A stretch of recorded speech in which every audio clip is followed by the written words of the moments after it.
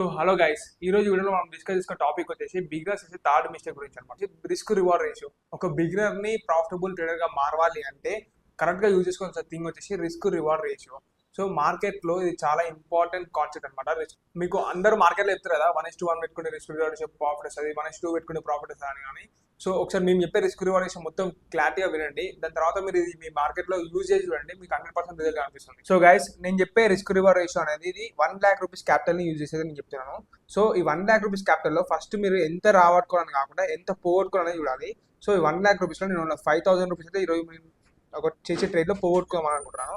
అంటే 5,000 rupees risk చేసి నేనైతే ట్రేడ్ అయితే తీసుకుంటాను. సో 5,000 రూపీస్ రిస్క్ ట్రేడ్ అయితే తీసుకుంటాను.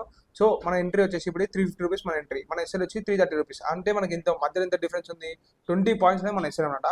సో ఈ 20 పాయింట్స్ మనం ఏం చేయాలంటే 5,000 డివైడెడ్ బై 20 పాయింట్స్, అప్పుడు మనకి 250 అయితే ఆన్సర్ వస్తుంది. సో మనం 250 కన్నా ఎక్కువ స్టాక్స్ ఇందులో బై చేయకూడదు.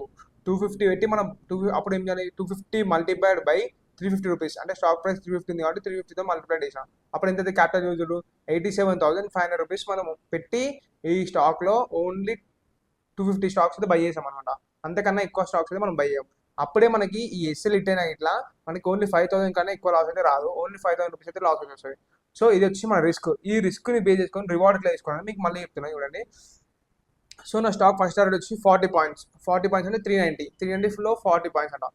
40 పాయింట్స్ మనకి టార్గెట్ అయింది అనుకోండి, మనకి 10K రూపీస్ ప్రాఫిట్ వస్తుంది. ఇక్కడికి వచ్చే లోపల మీకు ఏమైతే 1:2 ప్రాఫిట్ అనేది రన్ అవుతుంటుంది. దాన్ని దాటి నా సెకండ్ టార్గెట్ హిట్ అయింది అనుకోండి, 80 పాయింట్స్ అంటే నా సెకండ్ టార్గెట్ అనమాట. సో అప్పుడు స్టాక్ 430కి వెళ్ళింది అనుకోండి, నాకు 20K ప్రాఫిట్ అనేది రన్ అవుతూ ఉంటుంది. సో అది వచ్చేసి మనకి 1:4 అనేది మన ప్రాఫిట్ అనమాట. ఇది నేను చేసింది ఎస్ఎల్ మీద, అంటే 5,000 రూపీస్కి 20,000 దాకా ప్రాఫిట్ అనేది వస్తాను.